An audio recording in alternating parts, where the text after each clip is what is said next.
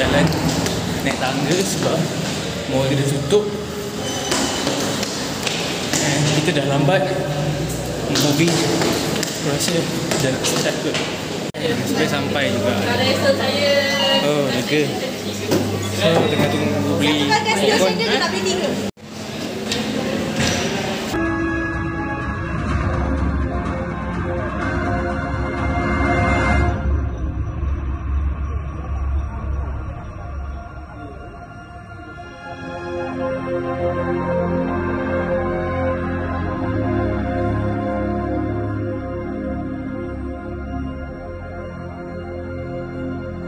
Alright gang, so aku baru habis tengok cerita Final Destination Bloodline.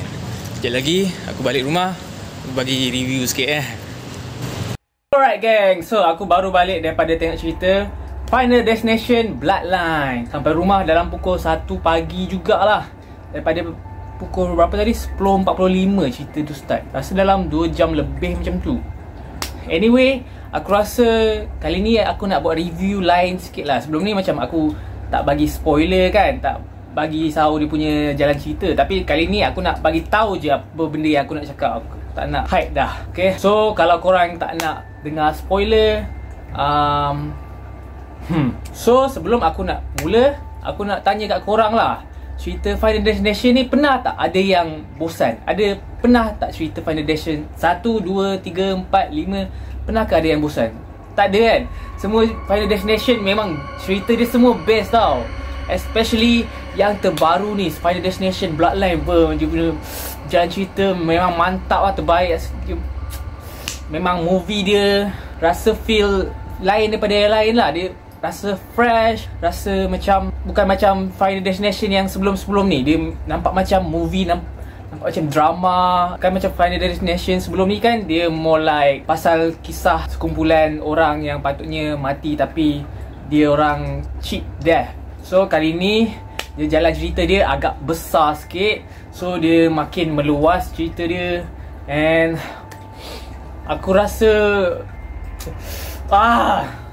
aku nak tengok kali kedua lah. Aku nak tengok maybe ada detail-detail yang aku terlepas pandang ke apa kan. Cerita ni nak kena tengok banyak-banyak kali lah baru feel, baru best. Aku tak tahulah dekat Pawagam Malaysia ni diorang macam tengok movie tak ada perasaan. Contohnya kalau time yang diorang tu mati ke apa ke kan, at least jerit lah atau macam reaction, you know. But diorang macam ada certain people yang jerit tapi diorang macam macam tu je. Oh, lain betul daripada yang luar negara punya reaction kan. Diorang macam reaction yang besar. Anyway, so cerita dia aku rasa paling best lah setakat ni so far. Sebelum cerita Final Destination Bloodline ni, yang aku rasa paling best Final Destination yang roller coaster tu. Aku rasa tu lah yang paling best. Aku rasa yang kedua yang lori balak tu pun boleh relate juga. Tapi aku lebih suka yang nombor 3 lah. Anyway, kita cerita sikit pasal movie Final Destination Bloodline. Alright, cerita dia bermula dengan Iris. Iris ni perempuan yang nampak premonition waktu first kali. Cerita dia starting, Iris ni dengan dia punya boyfriend pergi makan dinner dekat restoran Skyview. Restoran Skyview ni dia menara yang dalam trailer tu lah, yang tinggi sampai ke awan tu. Cerita ni dia bermain dengan fobia tau. Fobia tinggi, fobia claustrophobia yang macam tak suka sempit. Banyak lah. Sekarang ni pula fobia macam benda yang kita dalam rumah ni, dekat luar, semuanya boleh jadikan kemalangan. Iris dengan boyfriend dia pergi ke restoran ni. Diorang pergilah nak makan macam biasalah. Lepas tu ada satu budak ni tau. Budak ni dia nakal. Dia ambil duit shilling dekat macam water fountain. Water fountain yang orang baling-baling coin. So dia curi coin. Lepas tu yang ada security guard tu dia kata jangan curi coin sebab bad luck. So memang bad luck.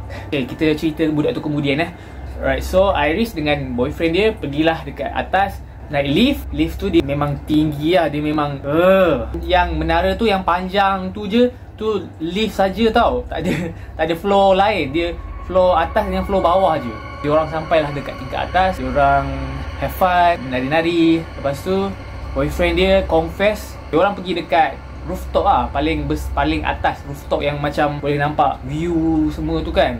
Time tu pula nak dijadikan cerita adalah budak yang curi coin tu. Dia baling coin dekat tingkat bawah, daripada tingkat atas baling ke bawah. Benda tu actually agak bahaya tau, sebab menara tu tinggi. Lepas tu kalau coin tu terkena orang yang kat bawah tu, boleh mati tau, sebab dia punya gravity contohnya kalau kena pump dekat kepala orang, boleh mati tu. Anyway, boyfriend Iris ni propose dekat Iris. Lepas tu Iris pun kata ya. And then budak tu dia baling coin lagi tau. Lepas tu coin tu dia tiup angin masuk dalam saluran udara kot. Saluran udara tu dia bawakan pergi, dia terstuck antara kipas tu. So bila dia dah stuck macam tu, dia macam force coin tu untuk alih dan terpelanting. Bila kipas tu dia mula pusing balik, coin tu terpelanting, terkenalah dekat gas yang flammable lah. So macam dalam trailer lah, ada seorang ni dia pop arak and then terkena chandelier tu, punya yang kaca tu jatuh kena dekat atas lantai kaca. Lantai tu mulalah merekah, dan merekah jadilah macam dalam trailer. Aku tak ada spoil sangat kan, kebanyakan sini banyak yang dah dinampak dalam trailer. So rasanya korang tahulah kan apa jadi lepas tu. Semua orang yang dalam atas bangunan tu matilah kan. Rupanya semua tu mimpi Stephanie. Dia macam watak utama lah dalam cerita ni. So dia keep having that nightmare over and over again. Every time she closing her eyes, she dreaming about her grandmother. Kenapa aku cakap bahasa Inggeris? Dia bermimpi pasal dia punya nenek Iris. Tiap malam lah, waktu dia tidur, waktu dia tertidur dalam kelas ke, dia actually dia ni seorang pelajar yang top lah. Dia ni kelas presiden semua. Tapi disebabkan mimpi tu, dia jadi macam kucak kacir hidup dia. So dia nak jumpa nenek dia, dia nak tanya pasal mimpi tu. Actually satu keluarga dia tak sukakan nenek dia, sebab diorang kata yang nenek dia ni sakit mental. Nenek dia ni macam terlalu taksub dengan kematian. Dia macam terlalu jaga-jaga, faham tak? Sampaikan anak dia sendiri, dia tak bagi keluar rumah, kena terperap dalam rumah lah. Sampai anak dia sendiri pun macam trauma, tahu tak? Nak dijadikan cerita, Stephanie ni dia jumpa juga nenek dia tu. Nenek dia dekat ada macam rumah yang terpencil lah, terpencil daripada orang ramai.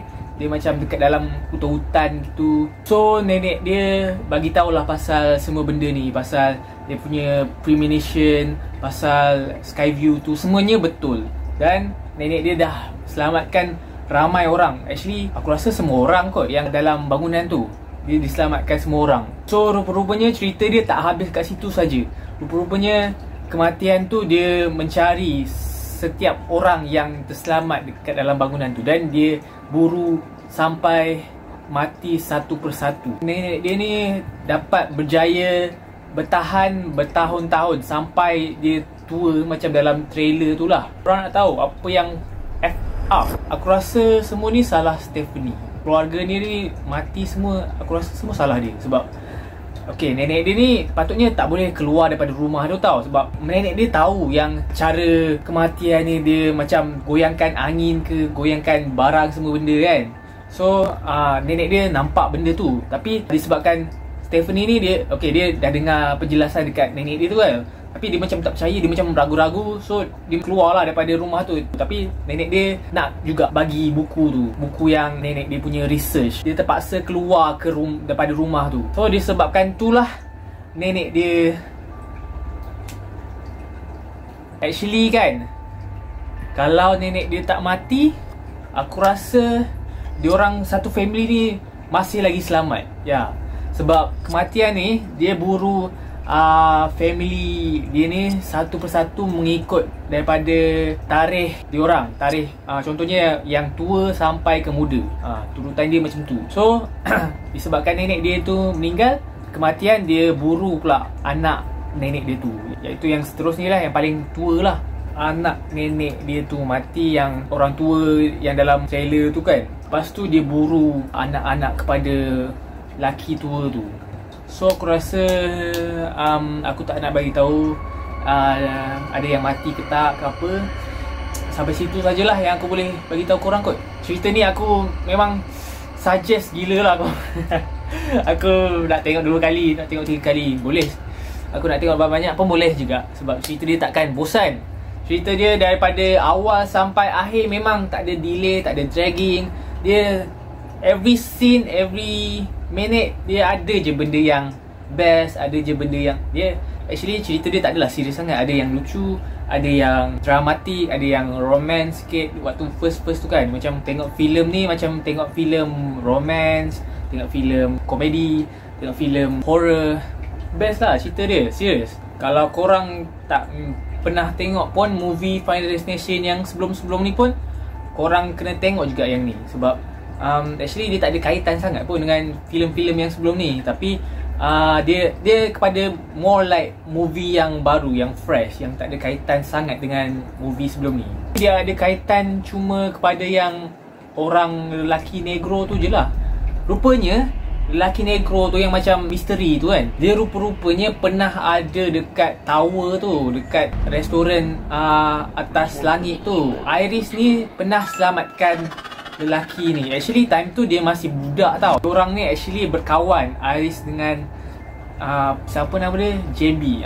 Nama dia JB. So JB dia bagi tahulah cara nak, dia bukan cara untuk nak lawan kematian, dia cara untuk nak escape daripada kematian. Sama ada bunuh orang, lepas tu kita akan dapat tempoh orang tu hidup, ataupun bunuh diri sendiri. Macam tu. Aku rasa korang dah dengar penjelasan aku. Cerita ni memang best, gempak, dia punya scene semua mantap. Aku bagi rating lah terus kan. Rating yang aku nak bagi, boleh tak aku bagi 1000? 1000/10. Alright, so far ni lah cerita tahun ni aku rasa yang paling gempak yang aku pernah tengok. Aku dah lama sebenarnya tak tengok movie kat wayang tau. Aku selalu tengok kat online je. Tapi movie ni memang waktu first aku tahu ada trailer Final Destination yang baru, dah 11 tahun kot daripada yang Final Destination yang kelima. Sorry, aku silap, 14 tahun kot daripada filem Final Destination 5 2011 dia keluar.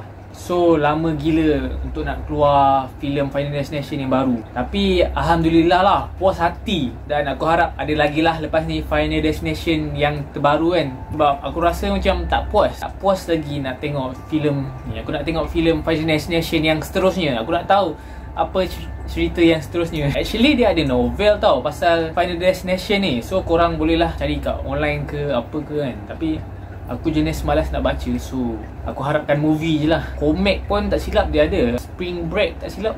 Tapi komik dia macam agak tak brutal sangat lah. Kalau komik dia maybe kalau tukar jadi movie, maybe best. Tapi kalau setakat baca, tengok komik, gambar-gambar macam tu, dia macam kurang feel. Aku rasa dah bagi tahu semua benda yang aku dah perlu cakap. Okay, ni sedikit pendapat aku lah. Pendapat aku, kalau salah seorang daripada diorang, contohnya macam yang patutnya mati seterusnya, kalau dia terselamat, maksudnya lepas dia yang patutnya mati, diorang pun akan terselamat juga. So orang yang patut mati yang sekarang ni, dia kena selamatkan diri dia lah. Dia kena kurung diri dia, asalkan dia jangan mati. Tu je dia punya cara untuk selamatkan diri. Tu je lah kot cara yang aku rasa paling terbaik daripada nak bunuh orang and dapat dia punya lifeline, ataupun cuba bunuh diri sendiri, lepas tu hidupkan diri sendiri balik. Actually cara tu pernah digunakan dalam Final Destination yang kedua, yang accident kat jalan raya tu kan. Kan perempuan tu last kali kan dia masuk dalam van putih tu, dia terjun dalam air kan. Dia patutnya dah mati, tapi dia hidupkan balik oleh lelaki polis tu. Tapi dalam cerita Final Destination ketiga, ada satu macam special feature lah. Dia ada tunjuk yang surat khabar pasal artikel perempuan dari Final Destination kedua ni mati, dengan yang polis tu mati juga. So diorang tak selamat lah. So tu je lah kita punya video pada kali ni. Thank you guys so much for watching. Don't forget to subscribe, like this video, follow my IG and TikTok Mr. Handsome 12. Kita jumpa dalam video akan datang. Bye bye.